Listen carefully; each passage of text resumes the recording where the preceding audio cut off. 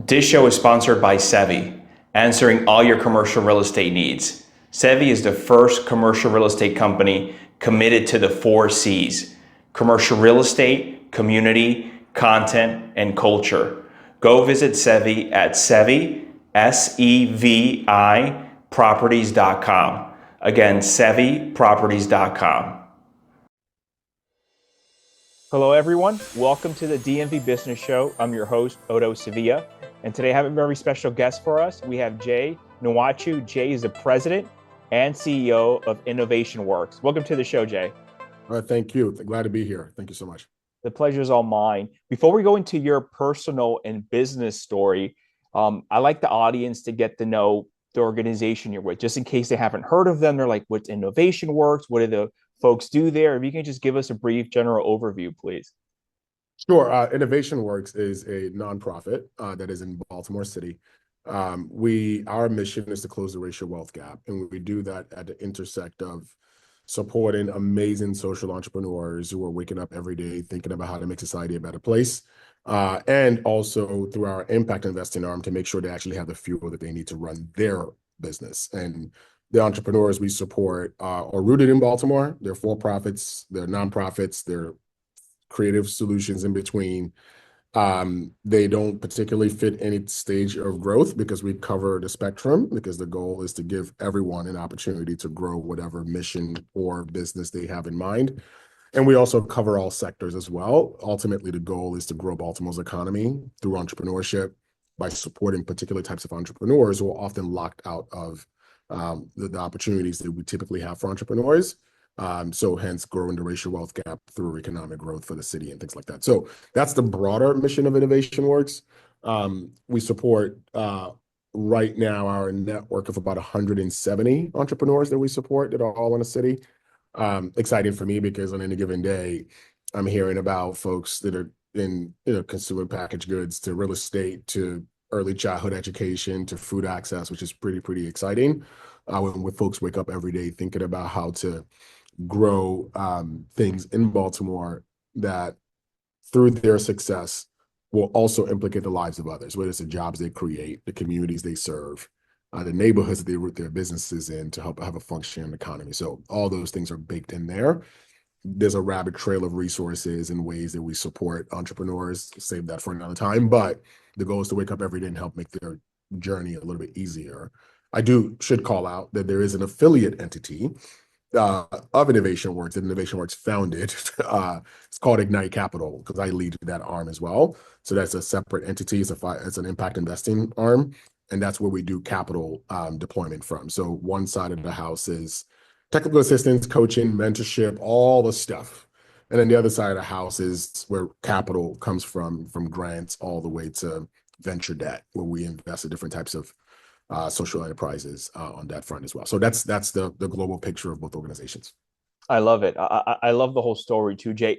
What started first? Was it Ignite Capital or was it sort of the operation mentorship arm, Innovation Works? Yeah, Innovation Works started first for sure. The goal was to first get out there, in Baltimore City, especially when you start using, fancy external terminology like social enterprise and things like that. You got to go first, make sure like that this thing you have in mind, people actually buy into it. Mm-hmm. First goal was to go out and go like test out. I should say the part of the founding was us actually partnering with the Miller Center for Social Entrepreneurship at Santa Clara University on the West Coast in California.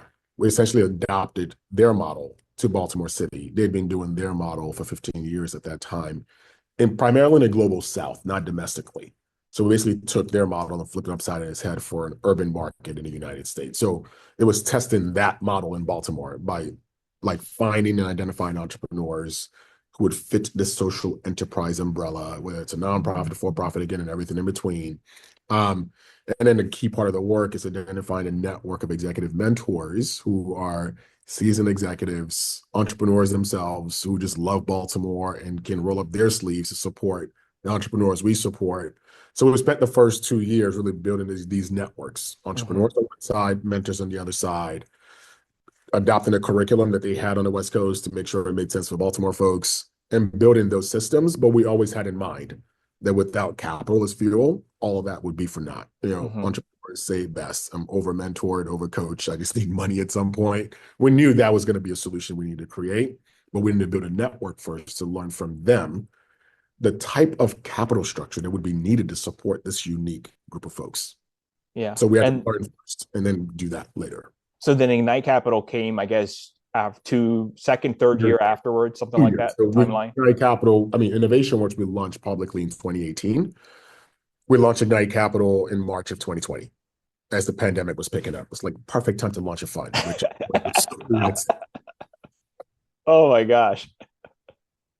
yeah. But by the way, how was that for Ignite Capital? Is it the capital, is it institutional? Is it more just local or?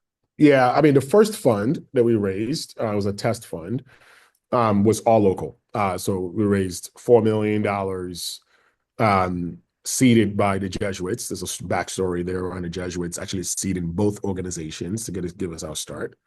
And then took that energy and then went out to the family office, individual, and then the institutions really came after the fact. Institutional philanthropy, let's say, not Hmm. corporate philanthropy, that are used to doing PRI investment. So they came in on the back end. Um, and that was a journey in itself when you're launching a fund and starting to raise money in March of 2020 as the markets were collapsing from COVID. Oddly, you mentioned at when we were just jumping on a call, my board member was on your podcast some time ago. She was our first investee in 2020. Oh, really? Yeah, yeah.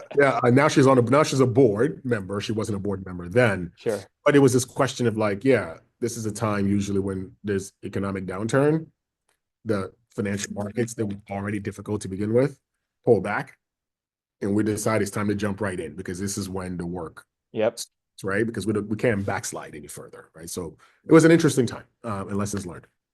And the focus again is just Baltimore, right? Now, is it specifically the city, or do you The do some city, invest? Okay, specifically.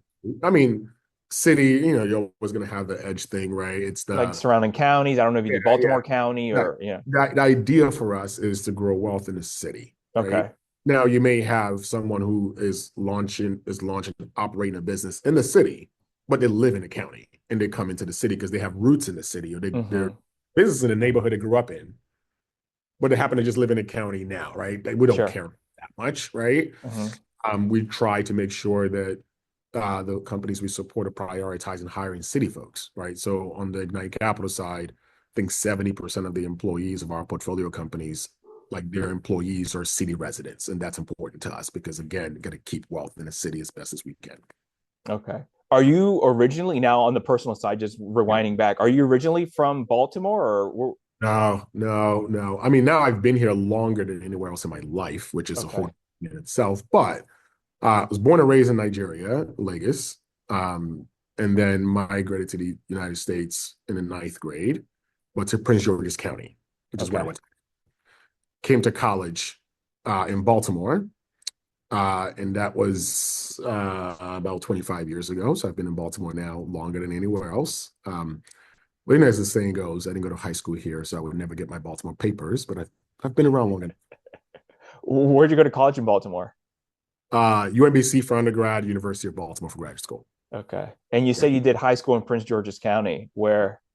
So I went to Laurel High School. Okay. I lived in Hyattsville, which Yeah. is weird, right? So when we first migrated, we stayed at my father's friend's house in Laurel for a year, and then moved to Hyattsville. And then I found out I could take the activity bus back to Laurel, so I just did that. So Okay. that, but yeah. We might have been neighbors. I lived in high school. I graduated from High Point. Oh, of course, next door. Yeah, Yeah. Yeah. we lived in Toledo Place Apartments, right by PG Plaza at the time. Okay. Yeah. Yeah, Okay. Oh, that's great. Okay. I'm yeah, happy to hear that. yeah, yeah. The only thing is just I ended up graduating from University of Maryland College Park. That's where I did my undergrad. But okay, It that's makes great. sense. I mean, it was one of those things. It was like either go next door or you go to the one somewhere else. And my family was literally next door, and I was trying to get away. So Baltimore was as further I would go, so I could still come home on the weekends to get free Yeah. food. I needed some distance between me and the family. Yeah. You know what's interesting, Jay? I have many clients from Nigeria, from Lagos. They're very entrepreneurial, different businesses, and So if I could just take you back briefly, growing up, Yeah. how was it, back? Yeah. I mean, Lagos is a chaotic place. I mean, It's a big city. it's a huge city. Um, my dad had a 9 to 5 job.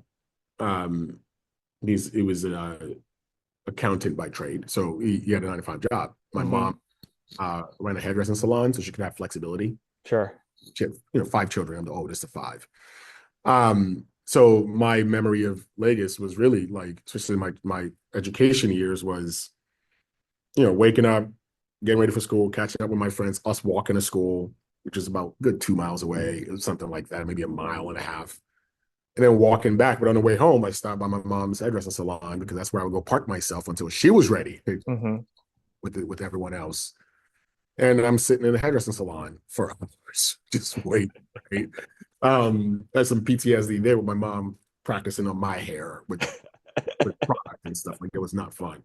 Um, I mean, it was an interesting place in the sense that a lot of folks had to like work really, really hard to survive, right? So, Hmm.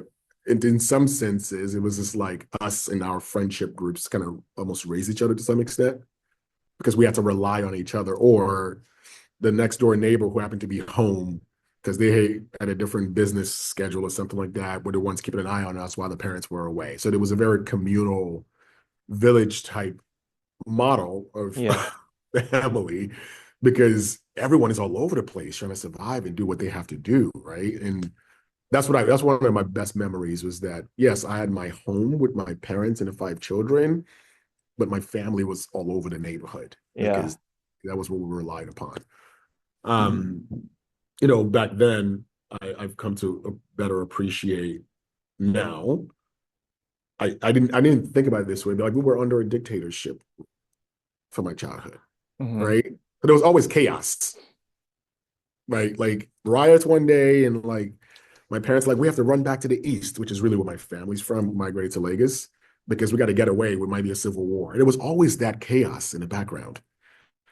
But as kids, you're like, oh, whatever. Here we got to go to the village again for 3 days and then come Yeah. back. Sort of And like the just norm as a kid. you're It's right, like, it's just like the norm. So there was that in the background, but I enjoyed school. I loved playing soccer growing up, and it was very, very happy childhood, honestly, despite all the stuff. yeah. It wasn't until I came to the US I was like, whoa, that was chaos. So you arrive here, you're a teenager because you said you come here in ninth grade. Big culture shock. How was it when you step out of out of the plane and you're like, okay, I'm in America now. Yeah. I'll tell you this, we arrived, I think, a day, maybe 2 days before Halloween. Okay.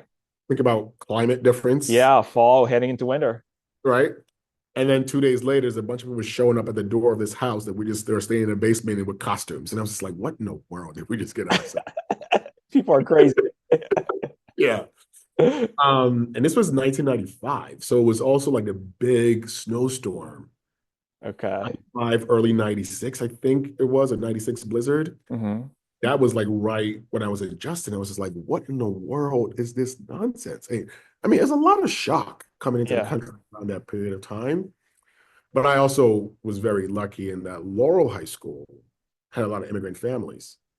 So there was already like not ESOL, like an ESOL class or Hmm. Yeah. so I could find community with other immigrants right away. So that was Yeah. very cool. And and we were there for a year and then moved to, again, Hyattsville, where there were even more immigrants. So I was felt at home in some weird ways with other immigrant communities, even though I was in this new world that I was trying to understand. So it was an interesting transition journey. I didn't ever felt like I was completely out of place, but I could sense that I was in some ways. Yeah. Yeah. That's the beautiful thing about our area. Is just so many immigrants. Yeah. And I even remember growing up, I would have friends who were Indian. Obviously there's Latinos and then even Africans. Like even now, like from different countries in African. Like I have clients from Ghana, Cameroon, a ton from Nigeria. I mean, I don't know about the statistics in the U.S., but probably I would say the DMV, especially Maryland area, if not one, top three as far as Nigerian community in the country. Yeah, you definitely there. I don't know that there are stats to back it up, but the story we tell ourselves: Houston is number one, It is? Okay. fight for number two between New York and Maryland. Oh, didn't know that. Okay, there you Yeah. go. They- but I mean, so again, my American experience is being shaped by Laurel, Hyattsville, then UMBC, which is Yeah. probably one of the most diverse campuses in the entire state, to be honest, from a university standpoint. Okay. Number of countries that are represented at UMBC is mind blowing, right? Oh, really? Yeah, Okay. it's wild. So it was just from there to there to there, and then Baltimore City, which was like that was when I was just like, whoa, this is different. But for the first number of years, it was pretty exciting and normal. Just Yeah. like yourself, I've been to the Indian wedding, the Caribbean weddings, the various African type weddings. I've experienced weddings of all cultures, Asian Yeah. weddings, because of that immersive experience. What was your undergrad at UMBC? Ooh, I started UMBC in '99, so computer engineering made sense. Y2K era, right? Yeah. My parents don't have a college degree, so they was just like pick something that's going to make you money. Yeah. Uh, um, so it's computer engineering because the high school counselor was like, "This is the thing of the future. Go do this." And it was, Great choice. yeah, safe. Yeah. Um, so I did that for the first 3 years. Did all the statistics and the math and the computer programming classes. They didn't break me. Okay. And then at the end of my junior year, had a bit of a crisis because I was just like, I don't want to do this actually. I think I was in lab like computer engineering 301. It was AND gates and OR gates, and this I was just like, what am I doing? I don't want to do this. But at the same time, like I was an active student leader on campus. I'd found my voice through like student organizations. Okay. And I realized I was having more fun doing that than Okay. in the computer lab. And I remember one of my advisors called it. I was like, you realize you spend more time talking about the stuff that's not classroom? And I was like, yeah, that's fun. Like the school stuff, yeah, I'm passing with a B average, but I don't really enjoy it. Hmm. So I had a moment of having to think through what the future was going to look like, my first crisis, really. And what that led to was me actually changing my major my senior year to psychology Okay. because UMBC did not have a business degree. Oh, they don't. That would have been what I went to. Okay. And I was not going to transfer to College Park because it would have been too close to home. My parents would have killed me. Right. So it was really a matter of what can I do that I know I can recreate whatever path at this point because it's late in the game. Sure. Um, so I did the entire psych degree literally from the first class to the last class in a year and a half Oh, and got it wow. Okay. right. A mad dash to graduate. But also in that year and a half, worked in a research lab, looking at mice, working in a social research lab. I was working with Baltimore City children that they were sending to the continent of Africa for leadership experience to see how their environments would maybe shift their outlook in life. Right, that was a Hmm. such study there. Worked with Upward Bound and working with high school students to figure out if I wanted to go down that path, and then eventually got a corporate job as an intern as a corporate recruiter, and then realized that was the one. So I loved that. Right. Okay. I mean, I think the business Nigerian part of it was just like, yeah, Yeah. corporates. So I gravitated towards that. I actually turned that internship to a full-time job after graduation, which set off my first career really as a corporate recruiter. And that's what I did my first career. Um, and then eventually, because of that, pursued a master's in industrial psychology. Uh, that's what the master's is in. So that was the evolution of the academic journey. The corporate recruiter, was that internal for a specific company or you were sort of Yeah, no, looking? Okay. it was Okay. intern Okay. for corporation. I came out of college recruiting and training salespeople in the insurance industry, Okay. which no, that was a wild way to start a career. Convincing people to go sell insurance and then training them how to sell insurance to make money. Right? It was fun. It's fun. Yeah. But Okay. trust me, every bit of Nigerian in me was alive. Um, yeah, so that's how I got into the corporate corporate world, to say the least. Yeah. What made you pursue masters, Jay? Were you doing it for a couple of years as far as the corporate recruiting, and then like, let me do this, or how did that come about? I actually did it simultaneously. I mean, Oh, it was okay. clear that when I was convincing my parents that I was going to change my major, they were like, first of all, what is psychology? What are you going to do with that? Right. And I also had some doubts myself, right? Okay. Knew I was interested in the field enough Mm-hmm. to say, I want to advance the education a bit more. So I actually started my master's program the very next semester after I graduated. So I was working full time and getting my master's at the same Oh, time. got it. Okay, I see.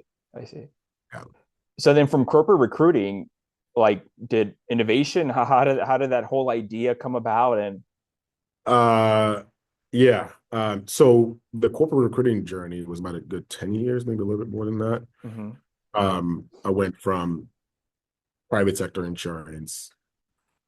At some point, wanted more values aligned corporate role. mm-hmm, I went to a nonprofit that was recruiting and training um, mission-minded individuals to go work with at-risk youth in Baltimore and across Maryland, actually. Sorry, it was about offices in Prince George's, Montgomery County, Baltimore City, Baltimore County. So I was recruiting and doing retention strategies for these folks that were burnt out, doing like amazing work in our communities.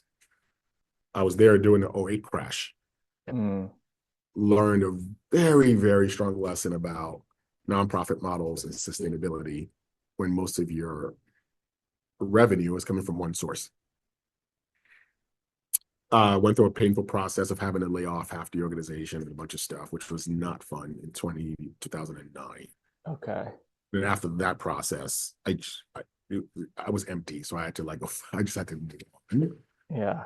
Um, so I went to another organization that was working with 200 or so Fortune 500 companies to diversify their workforces.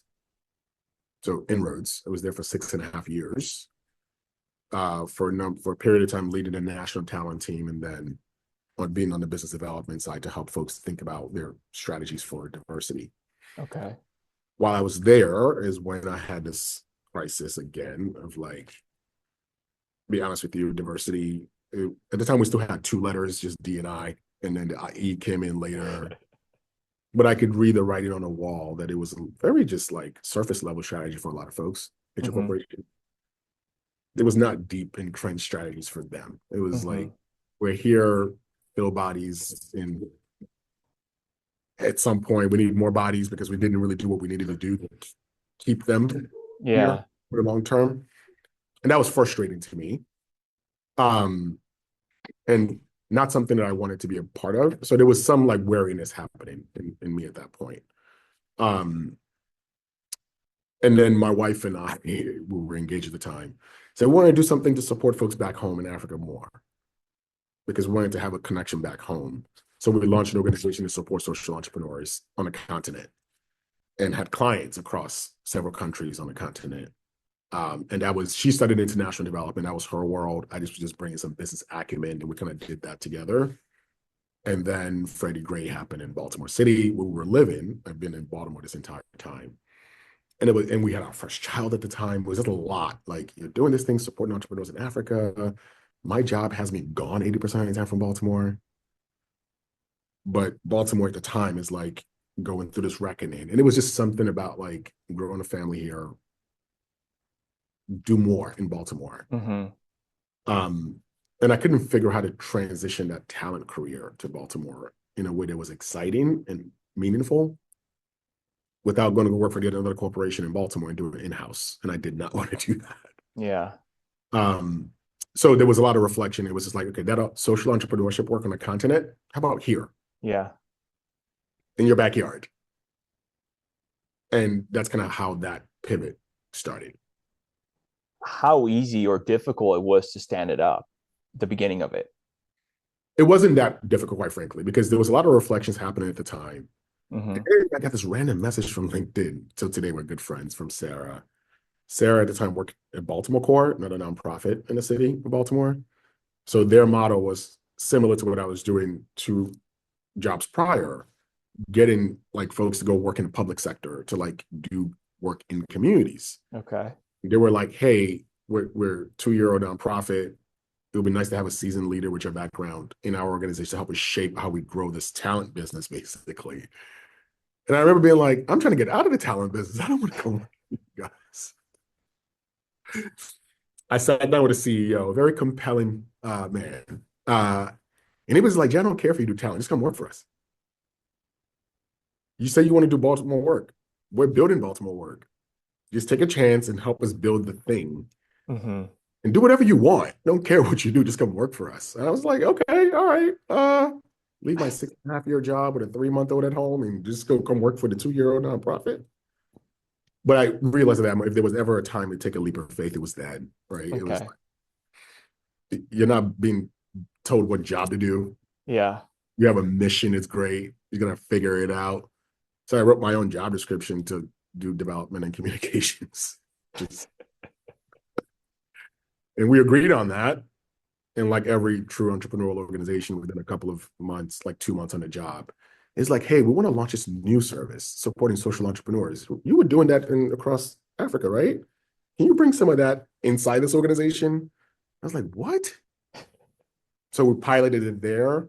And that's where I was when Innovation Works, the idea came up. And then I left that organization to go run Innovation Works, basically, as a way of expanding the work around social entrepreneurship fully, as opposed to having it as like a pilot thing within this other entity that I went to. So it was a weird set of stories of how I got here. It's been an interesting career journey. Yeah. Jay, these businesses with Innovation Works, like you said, they're from different stages. Maybe they're just thinking about a business to pre-seed, B, A, whatever, right? So from the beginning, how does it start? He's like, how do we even find these, nonprofit or even for-profit organizations that want to do business in Baltimore City?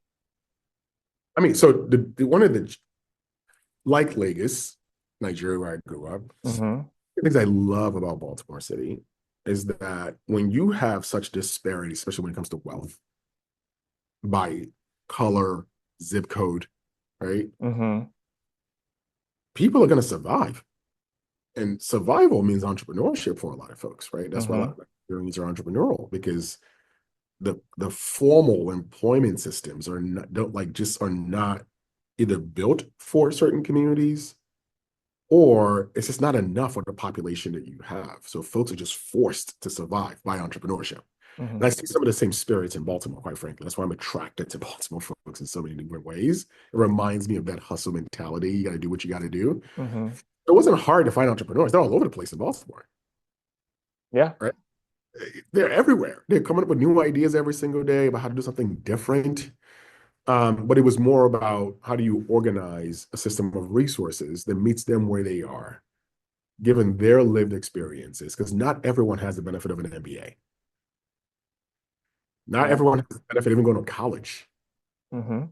right? Yeah.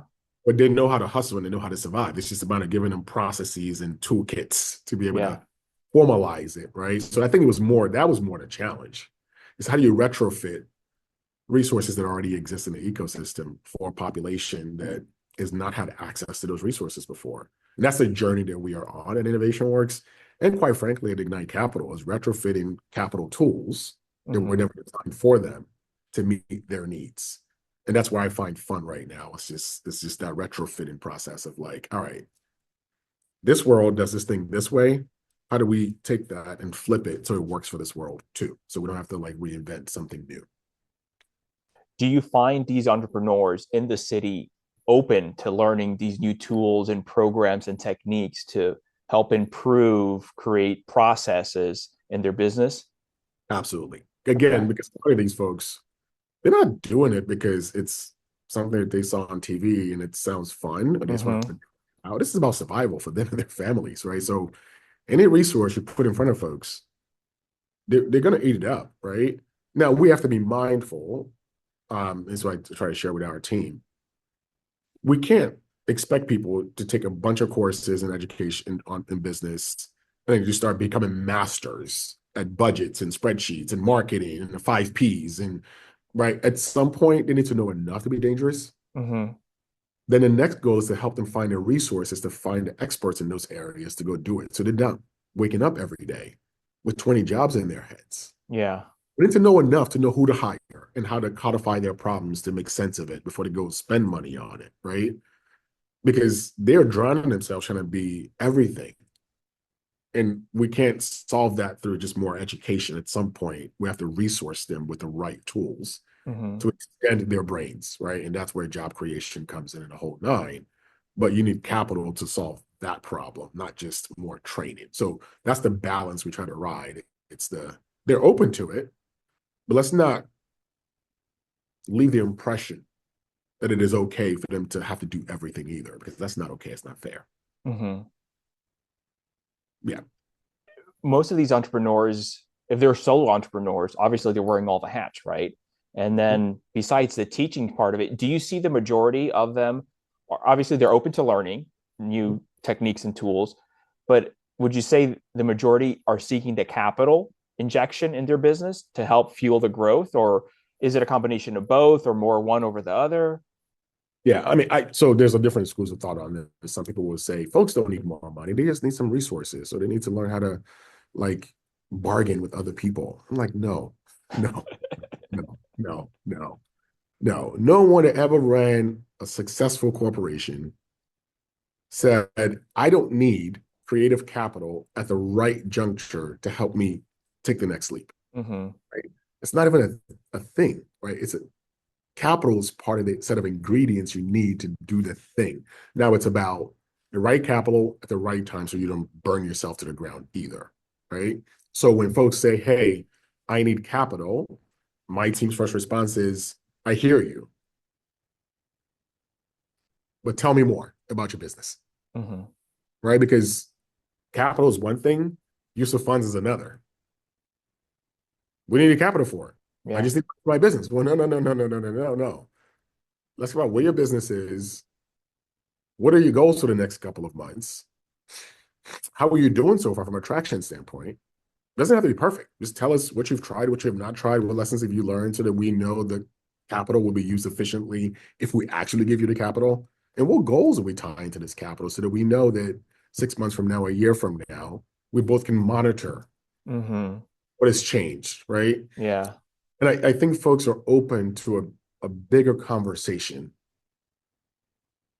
that is about relationship. Like we are in a relationship. I have a tool that you may need. It's your thing. I'm not here to tell you what to do, but I have a responsibility to the tool.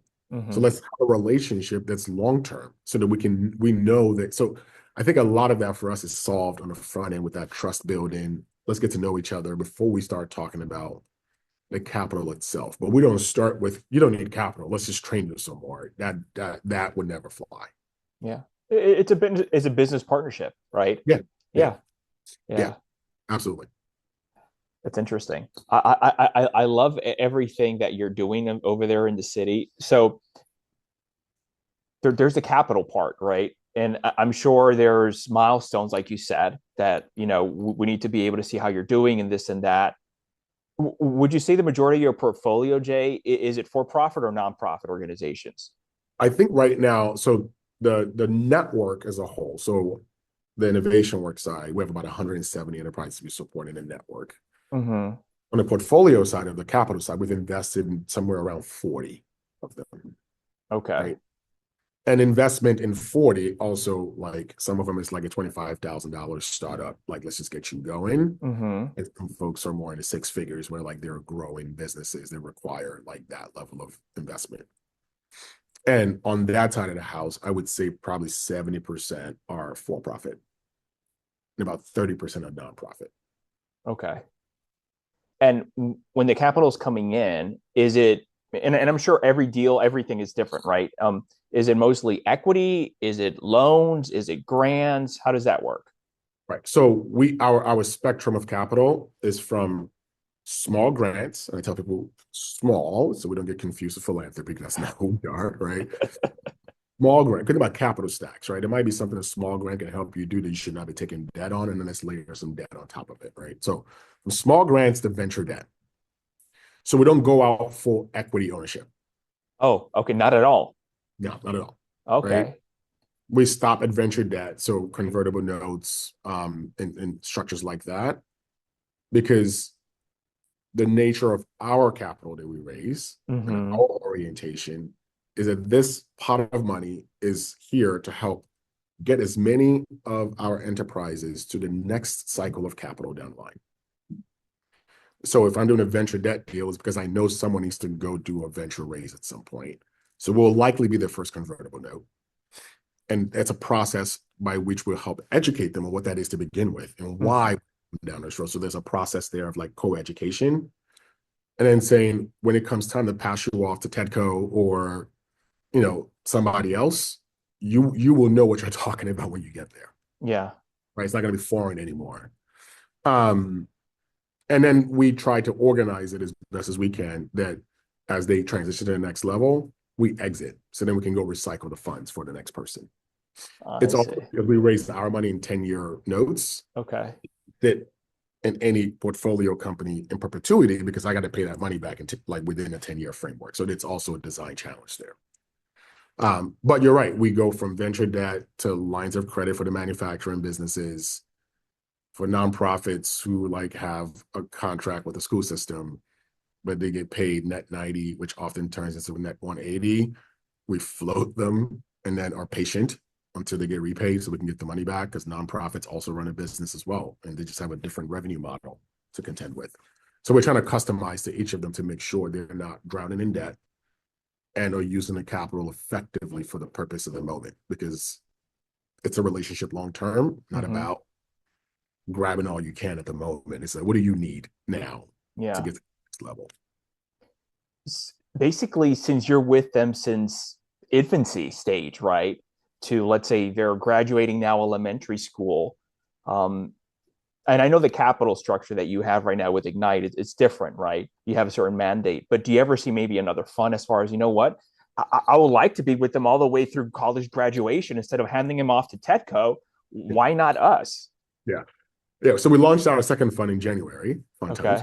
Okay. We launched the first fund when the pandemic was kicking off. We launched the second fund January of 2025. We picked the perfect time to launch.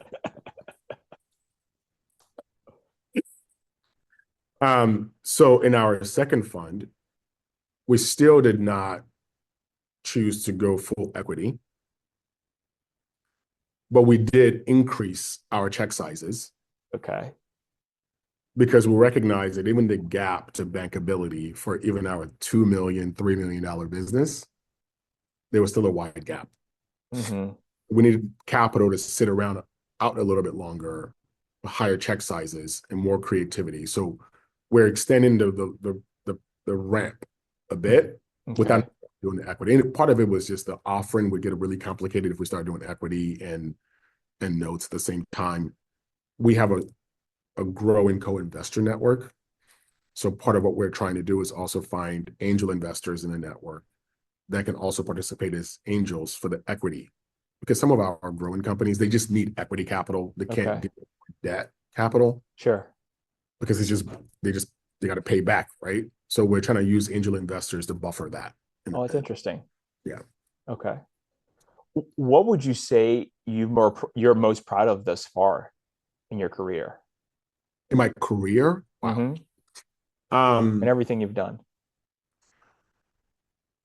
One thing I've reflected on quite a bit is that for the person who was in a talent acquisition business, who had a side career coaching business for a period of time, there was always trying to help people figure out a straight line of how to grow their career. At some point, I'd abandoned that for myself and take these crazy turns and do all these crazy things, right?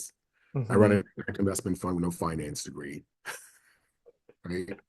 Surrounded by a great finance committee and a board, right? The engineering thing and then the psychology and then the industrial nature of it. And I have not lived what I was coaching at some point, but it's required me to recognize that I have to honor myself and my own agency in the process. And that takes a lot when, again, you're an immigrant child, first, the oldest of five. Usually the risks start there. It starts with the younger ones, Yeah. Because safety.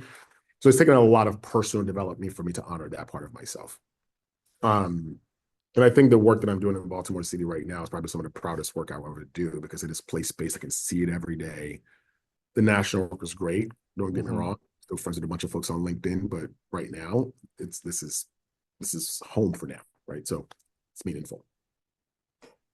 Obviously, you and the portfolio companies involved, they can't do everything themselves. So you have teams, whether it's for innovation work, for Ignite Capital. How do you, Jay, go about finding the right team members to place in the right seat in the bus? Yeah, I mentioned sometime at the start of this, the Jesuits supported us at the beginning, You right? did, yep. So we still have that affiliation where it really undergirds our values and how we show up to the world, right? There's a way of being for us that is really values centered. Like we're not an outward Christian organization, but there are those values that are centered in that relationship. Mm-hmm. And throughout my entire talent career, I would say the same thing. We always talked about we can teach a skill, but values and culture fit is hard if you don't get it right from the beginning to Mm-hmm. correct, right? So for us, it starts with value centeredness. Do you believe in this mission? And what does it mean to you personally? And then the skill on top of that. Because we are a young organization and we keep evolving. So people might be doing one role one day and then they evolve to the next and the next day. So we can always retrain and reskill. Mm-hmm. I care that you understand our mission, our purpose, our values, and the fact that we are a young organization. So you got to be ready to shift. Because if you're not tooled for that too, from a culture standpoint, you're going to drive yourself mad. Because Yeah. we're learning every day from the entrepreneurs we're serving, and we're trying to not adjust too much, but we're trying to listen to them and be responsive to what we're hearing from them too. So it requires a spirit of constant innovation within the organization to make sure we're meeting the goal, and that's important for us. Yeah. With your vast experience working with different entrepreneurs and different stages of their entrepreneurial journey, what advice would you give someone if someone's listening to this and they wanted to start their own venture, their own business, whatever it may be? Any pointers?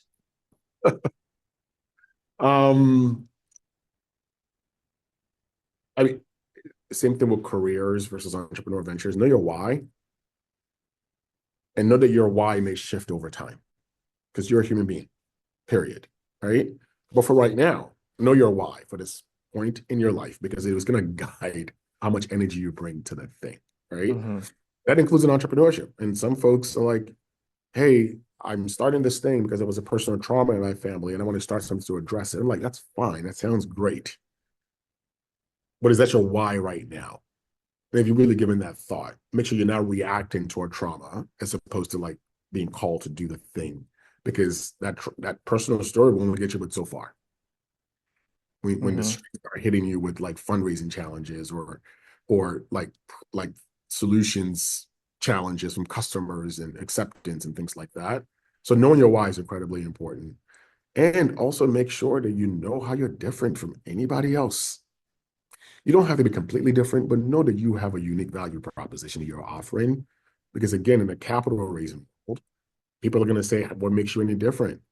And you have to wake up every day justifying why you're doing this and why not this next person over here. Mm-hmm. It'll creep in at some point that, is this foolish? Am I just the next person on the block? What is unique about this thing that's going to wake me up every single day? And I find a lot of folks, the entrepreneurship Kool-Aid gets drank and they're like, let's me start something. It's not what gets you to start. It's what gets you to sustain it. And that's the why part. And knowing what you're getting into. That piece is incredibly important. I think folks need to spend more time in reflection before jumping into something. That's so true. That's great advice. Throughout life and business, if you're in business, of course, we all have setbacks and failures, whatever you want to call them. What specific failure comes to mind, a big one, that you had, and what you learned from that? First one that comes to mind, I hope he doesn't mind me saying this without the gory details, is my board member that we talked about earlier. It was another entrepreneur in Baltimore. Mm-hmm. And I remember we were having a conversation about something over text message. Mm-hmm. And I wanted to get the opinion of another board member. This person was not on the board at the time, which is an entrepreneur that we support, right? Not a board member. But I wanted to get the opinion of a board member on this thing that we were talking about. And I screenshotted the message. and shared it supposedly with the other board member, but I actually shared with the same person whose message I just screenshotted. Okay. And this person was like, why are you screenshotting my messages with you? And it seemed small. I was like, what are you talking? I'm just like, I don't want to copy and paste. I just want to share with someone. It's this thing about trust that was broken in that very small micro decision because I was just moving too fast. Oh, okay. And then we didn't talk for months because that person was really hurt by that. And I carry with me because while it seems small, I can recall other examples where I feel like trust has been broken with someone, whether it's my fault or that other person, that actually carry a lot of pain. I'm not a person who lives in regret much. I like a lot of things and nothing that this people are like, what failure? I'm like, no failure has been big enough. I'm still here. What are you talking about? But I've come to recognize that failures when it comes to personal relationships actually hit me a lot harder. Even something as simple as somebody like saying, I'm not going to talk to you for a few months because of this small thing. So I spend way too much time sometimes like thinking about the relationships. Yeah. And some people are like, Jay, seriously, you're overthinking this. Then you'll be fine. They're not going to think you're a jerk. Just do the thing. Yeah. That's my angle to failures, honestly, because I forget, well, you lost money. It was a bad investment. Or I'm like, yeah, whatever. That happens all the time, right? That's just life. Learn from it. Relationships are critical to me. They're like currency. And I take that very seriously. Without going into details, Jay, I mean, was there any confidential information in that text message? No. Until today, I still laugh about it. Like, seriously, you were really mad about that? Yeah, right? because unless it's confidential, I'm like, okay, whatever. Yeah. Like, okay, go ahead, share it. I mean, there's Same thing here. I was just moving too fast, but I had to check my own ego. Like, it's not about what I think, how small how the other person takes. Yeah. right? It's like there's a valid reason why I gotta I get it. understand Yeah. why, right? It's not about me and my feelings. It's about what makes it so serious to that person. And we talked about it at some point. And like, okay, it's just about like if you wanted to get an opinion, maybe share, hey, I'm gonna reach out to this person to talk to them before I come back to you. Like, this is something between us. I didn't mean for it to be somewhere else, even though it wasn't like super sensitive. It was just that yeah. Okay. Yeah. And sometimes it's those smallest things, right? It creates friction. Yeah. And even in the work that we do in entrepreneurship, when you're doing due diligence on folks, and then you just like ask some other person about them, like, do I need to get permission to ask somebody else to verify something that you told me? Like, we're always thinking about that because we want to protect, like in the industrial world, right? People, these things just happen. But when we're dealing with context of like racial harm, disinvestments in communities, a lot of distrust has been built over time. Yeah. And we feel a responsibility to like just make sure we like measure a couple of times before you cut, because we don't want to be agents of like more harm. So we obsess over that, unfortunately, sometimes, and we don't always get it right. Sure. But it's a part of our culture now. I hope it's a good thing, but we like obsess about trust. Yeah, no, it's I understand. I mean, relationships is everything, in my opinion. I agree with you. It just made me think when you mentioned as far as, sometimes you make investments and, you win some, you lose some. Yeah. And it just made me think also in my world in commercial real estate, sometimes I have conversation with certain landlords and it's just like you said, we underwrite the deal, which is the person, the business plan, their experience, just like you would if you were to allocate capital, right? When they're coming into this commercial space, because it's a relationship, it's a business relationship between tenant and landlord. And sometimes I have conversations with these commercial landlords and they're like, will this business make it? What's the percentage? So when you mention now, as far as you win some, you lose some, and I tell these landlords, I mean, you're never going to bet 100%, never. I mean, Warren Buffett, he doesn't even bet 100%. I don't know his stats, but I'm sure he doesn't. Just in the field of venture capital, there's no way they're 100%. Like, it's like you celebrate failure rates in venture capital, right? I mean, to some extent, right? Like, yeah, that is true. That's true. In VC, it's very different. Yeah, it is. So turning the tables, for what you do, what would you say is the success rate as far as when you're putting these funds to work? Yeah. And do how many make it? How does it look? We've been investing for 5 years. We've had zero defaults so far. Oh, that's great. Congrats. Thank you. And it's not, again, it's not because we're just hanging back, right? Yeah. Our team meets with our portfolio companies every month. And like, what challenges do you anticipate? How do we help you get ahead of it? Do we use a small grant to solve that problem before everybody's going to be a big problem? Do we need to connect you to another potential client over here using our social capital? Do we need to help you get out of a lease where you're like paying too much and you're not bringing in enough profit? So how do we use our legal folks to help you get out of that thing so you can get out and not keep sinking money down the drain? Like those things are constantly happening, right? And we have a little more patience. It's like it's a 10-year fund. You came in on the early front. So we can maybe extend your payments for another year or two. So you give you a little more time to catch up in the down market because something is happening in your particular sector. Like we have all these tools to be able to like, it's so, I'm not going to say we're kicking the can down the road. It's not that, but it's, and I tell people sometimes, some folks are like, no, I won't pay you back because of the relationship and what this means, right? So we've had folks who are like, all right, extend me another year, but I will make sure I keep paying because it is important to me for me to pay you back because of the mission. Yeah. A sense of collective responsibility too that I appreciate with our portfolio folks. We don't have a transactional relationship like they would with a bank or something like that. You work with them. I love that. That's great. That helps us out a lot. The relationship capital, we always said, is our biggest risk mitigator because it is what allows them to pick up the phone call. When I see that you were in the news or something, and I pick up, you better pick up my phone call. Don't ignore it, right? Because I know where you live, right? We have that type of a relationship with all of them for the most Yeah. that I think it protects us and them because they can be vulnerable with us in ways that they may not be able to be with others. That's great. Jay, are there any specific traits or habits you feel you have that have helped you, whether on the personal side of things, at home personally with the family, or even just everyday business? I mean, I would like to think that I'm pretty rooted and grounded in who I am as a person and my why. I'm not chasing titles. I'm not chasing something. I'm pretty clear about as long as I make enough to take care of my family, my purpose is to be of service.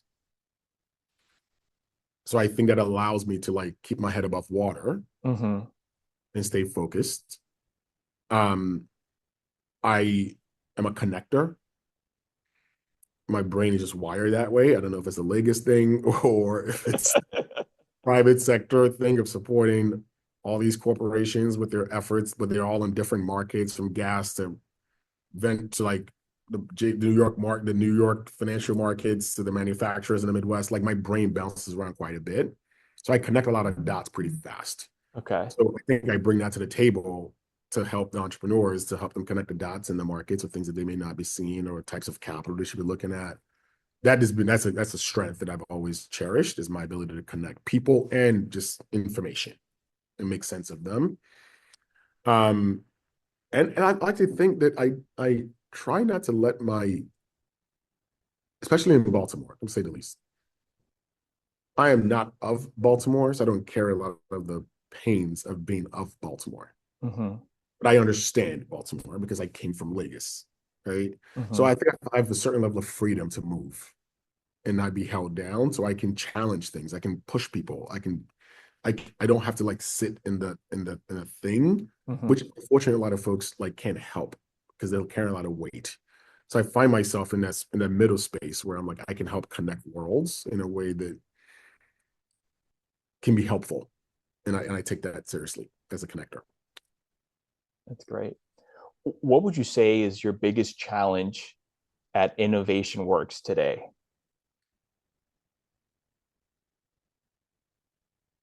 Trying not to feel like we have to respond to everything entrepreneurs need, right? So that calls for better discipline around partnerships, around who we are, what we do, being very clear about that and saying this is not us. It's a constant struggle for us, quite frankly. Growing a young organization, honestly. We're 15 employees roughly. And And this is on Innovation Works or both Ignite Innovation or Works, I believe, is 13 or 14. Ignite Capital has 2, okay. right? Mm-hmm. Um, and the second longest tenure employee, that's not me. I've been here since the beginning. Mm-hmm. The person who's been here the longest besides me started, what, 3 years ago? So we've also had a big transition from our founding teams into our next level of teams. Okay. So from the industrial psychology person here, the forming, storming, performing, and all that stuff, we're still going through it in many different ways. Mm-hmm. Internal culture while trying to be of service to others. I take that very seriously because that's part of the glue about what makes us who we are. So like being back in this space of like, it's not just out there, it's in here, this care for our folks. It's a constant challenge because I'm demanded outside, fundraising and whatever else, right? And preaching the message. So that's a big wear. It wears on me from a time standpoint. So we're, as much as we do, we're still in this like less than 10 years phase on 2 organizations. And my team is like constantly moving. And I'm trying to get them to slow down and not burn out and slow down and talk to each other because you're that way and you're this way. Those things are a big challenge. And we're not dying, right? But it's something that keeps me up at night to make sure we keep the piece together. I'm sure every portfolio company looks different, but are there certain, let's say, sectors that you like? Do you prefer over others, or or different, let's say, requirements? What do you like to look for? Yeah. So there are themes in our portfolio, and we follow what the Innovation Works network gives us, really. And I sit on both sides, right? We certainly have a decent cluster of product manufacturers, right? Okay. There's something different because, I mean, at the end of the day, they're creating something. Like CPG? Like CPG, right? Yeah. Okay. Either you can sell it or you can't. Right? There's this track record right away, right? Yeah. So we have a good amount of those, and we can flex capital needs across different stages of growth, right?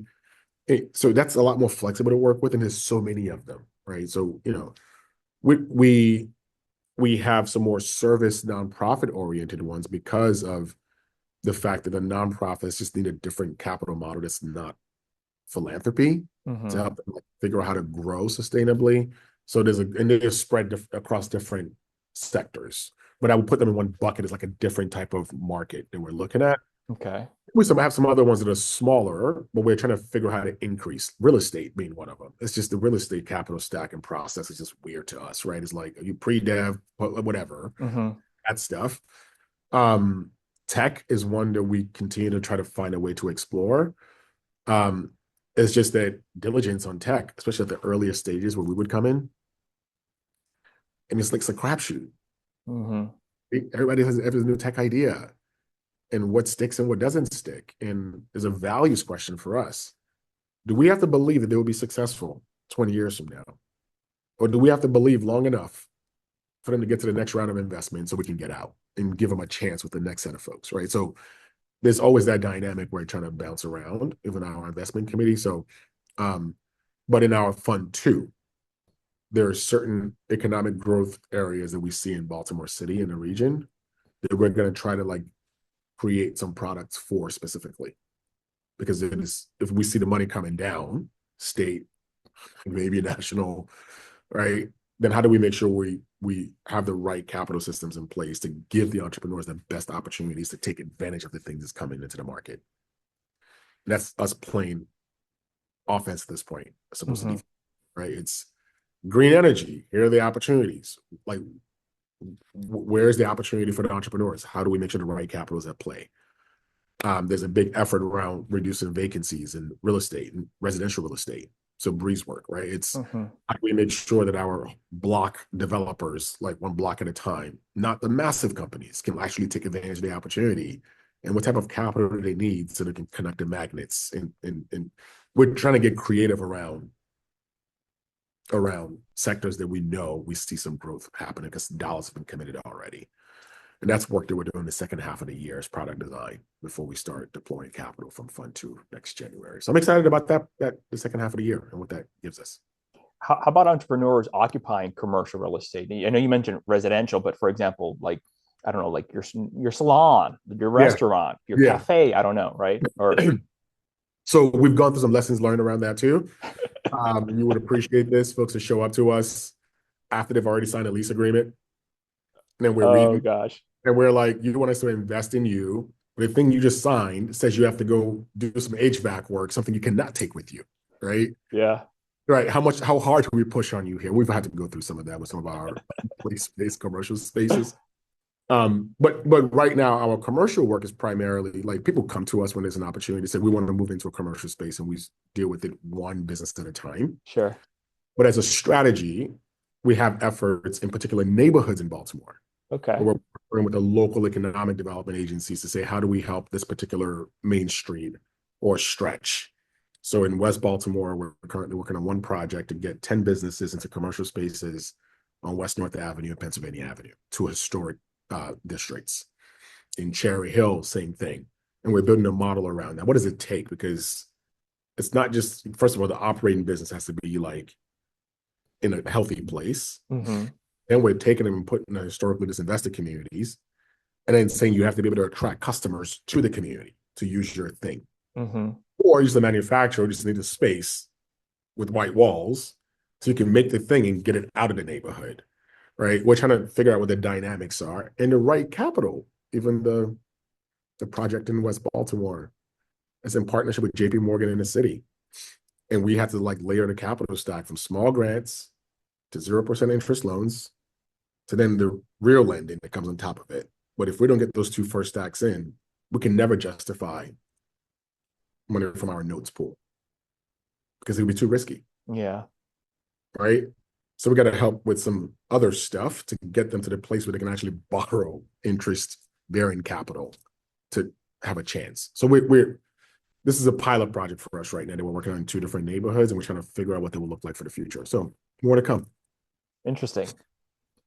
Yeah, more to come.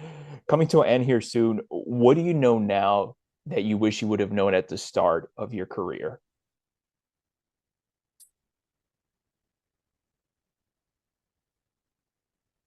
How fluid your career journey can be if there was some intentionality behind it. Let me put that away. For the first part, I just thought you get a job as an accountant and you grow an accountant. Mm-hmm. You're an engineer. If I had known that maybe I wouldn't have changed my major, right? I would have been like, I'm an engineer and I'll just do something else. But the idea that you can just keep reinventing yourself, I wish I had known sooner. I'll leave it there. What does the next couple of years look like for you, Innovation Works and Knight Capital? What are you most excited about? I'm excited about the field of impact investing and the field of social entrepreneurship, really, really like being a part of our economic development dialogue, right? And not, service organizations, philanthropy, go that way. You want to make real money, quote unquote, go this way. Like there is a middle where mission and purpose and business can come together. And I think we have a generation of people, especially young people, who are forcing those things together whether we like it or not. Yeah. Right. And we have to create new tools to like harness that spirit. And I think Baltimore is doing a good job of that. 5 years from now, I hope it's not even wait, what are you talking about? Because in some corner it's still that, right? Yeah. I hope we've gotten to a different place where it's just a way of being. The full spectrum is a play, and Baltimore is better for it. Yeah, that's great. When you're not busy working, Jay, what do you like to do for fun in your free time? Whatever my kids force me to do. No, my kids are very active. I'm an outdoors person from a sports standpoint. My wife is a nature person. So my kids have sports. So we are, following him in his adventures there. My wife loves my daughter loves dance, and we're trying to put her in dance classes and do those things. I sit on a couple of boards, which that's a whole nother work aspect of work. I teach adjunct at the university, which is another like semi-work, but I actually love there because it's my own space. It's not work and it's not my family. teaching is a space that I actually enjoy. Um, What do you so, teach? so I teach social entrepreneurship and angel investing. Okay, of course. Of course, yeah. Um, I'm trying to get back to a place where I actually have hobbies that are mine. Okay. Good runner, Yeah. fake runner. I want to get back into active running and doing races and stuff at some point, which I haven't done since my first child was born. How many kids do you have? Just two. Okay. I know you mentioned your daughter Yeah. during the beginning of some of your transition. Yeah. So the second one, and also another girl or boy? Oh no, sorry. My son was born first in Oh, your 2016. son. Oh, okay. Okay. My daughter was born in 2020, so she's 4.5. Okay. So we're trying not to revolve too much around them, but we're kind of failing at that right now. My wife and I are trying to find hobbies of our own so that we don't have to keep following our kids around, right? So we're trying to rediscover that right now. That happens. I have three boys, and like today, I have one in track and field that I probably have to drop him off with a buddy. Then another one in flag football, then another one in basketball, and it's almost. I always tell them, I feel like I'm your glorified Uber driver here. Yeah, exactly. But we're trying to we talk about okay, trying to hike in things that we can bring them along that is fun for us, but Oh they yeah, can in. So we're trying to find space for those things as well, so that we can balanced. Yeah. That's always great. We try to do that on the weekends when we have the time. There's like 15 minutes away, a great hiking trail. We take the whole family, we take the dog, and nice little creek. And yeah, especially when it gets warmer like this, sometimes they even get in the creek and they try to look for fish. So it's just a fun family thing. Yeah, my kids yesterday were out in the dirt, digging dirt, right? Like the worms. So I love that they don't mind being outdoors. Yeah. You can lean into that too, right? So but yeah, I know I enjoy the home part of my life at the moment, right? It brings me a different level of satisfaction and joy, quite frankly. So I don't complain about it. It's a balance for me. Mm-hmm. So yeah, that's my hobby is my family at the moment. It's fun. Yeah, I understand. Makes complete sense. People want to learn more about you, Jay, what you're doing at Innovation Works or Ignite Capital. Where can they go to find more information, please? Innovation Works Ignite Capital has all the socials. Go there. I am most active on LinkedIn. So just connect with me there. Every other social, you're not gonna find me doing much. So LinkedIn is it. Yeah. Jay, thank you so much for joining me today. It was a pleasure. It was a pleasure getting to meet you, man. Thanks for the chat. Of course. Take care. All righty.